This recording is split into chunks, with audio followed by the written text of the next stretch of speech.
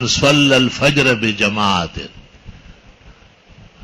ثم جلس وذكر الله حتى إذا طلعت الشمس فقام وصلى ركعتين فله كحج وعمرة تامة تامة تامة.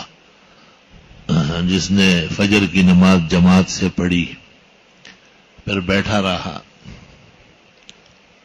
سورج نکل آیا تو اٹھا اور 2 رکعت پڑھی، ایک حج اور ایک عمرے کا ثواب ملے گا پورا پورا پورا. تو دیکھو حج اور عمرے پر تو 10-12 لاکھ روپے خرچ ہوتے ہیں، گھر بار چھوڑنا پڑتا ہے، دور دراز کا سفر ہے. چوکا بقبلہ حاجات شد از دیار بعید روند خلق بدیدار شز بسی فرسان. اور وہ مفصل عمل ہے، محنت و مشقت پر مشتمل، اور یہ مختصر عمل ہے، معمولی سے حبس النفس اور تثبت کی وجہ سے اللہ نصیب کرتا ہے. تو حج اور عمرے کا بدل نکل آیا.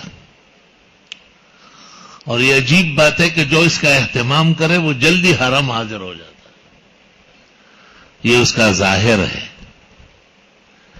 1 سال تقریباً حرمین شریفین جانا دشوار لگ رہا تھا. میں نے جب غور کیا تو اشراق کا عمل چھوٹ گیا تھا. میں نے اس دن سے اہتمام کیا، 15 دن نہیں گزرے تھے کہ اللہ تعالیٰ نے اسباب پیدا فرمائے. اللہ اکبر.